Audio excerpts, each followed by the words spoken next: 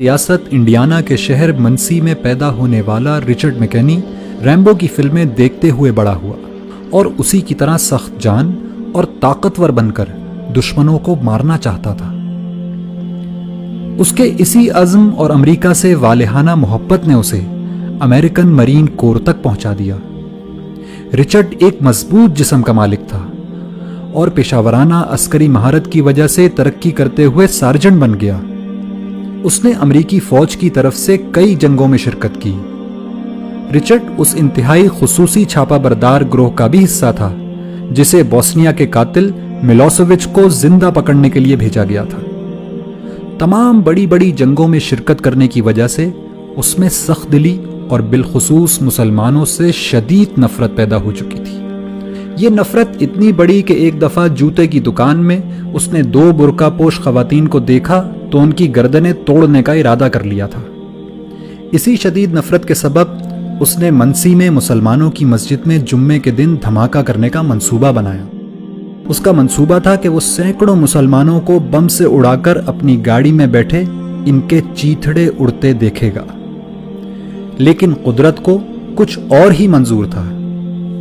مسجد کو بم سے اڑانے سے پہلے اس نے آخری دفعہ اسلام اور مسلمانوں کو جاننے کا فیصلہ کیا۔ رچرڈ مسجد میں داخل ہوا تو وہاں ایک نمازی نے اس کو خوش آمدید کہا اور پوچھا کہ کیا وہ اس کی کوئی مدد کر سکتا ہے۔ رچرڈ نے اس شخص سے اسلام کو جاننے کی خواہش ظاہر کی، چنانچہ اس نمازی نے اس کو قرآن مجید دے دیا اور کہا کہ آپ اس کو پڑھیے اور پڑھنے کے بعد جو سوالات آپ کے ذہن میں پیدا ہوں وہ ہم سے پوچھ لیجئے گا۔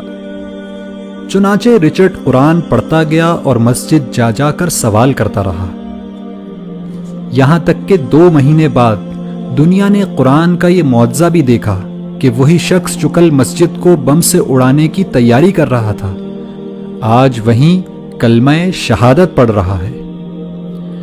رچرڈ اس مسجد کی انتظامی کمیٹی کا 3 سال تک صدر رہا اور آج مایوسی اور نفرت کے شکار لوگوں کی کاؤنسلنگ کرتے ہوئے امریکہ میں اسلام کی دعوت لوگوں تک پہنچاتا ہے۔ ایک انٹرویو میں رچرڈ نے بتایا کہ قرآن کی اس ایک آیت نے اس کی زندگی تبدیل کر دی کہ جس شخص نے کسی ایک شخص کی جان بچائی اس نے گویا پوری انسانیت کو بچا لیا۔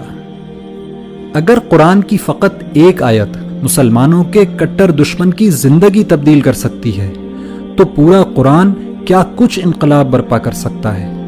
لیکن پھر بھی ہماری زندگیاں کیوں تبدیل نہیں ہو رہی؟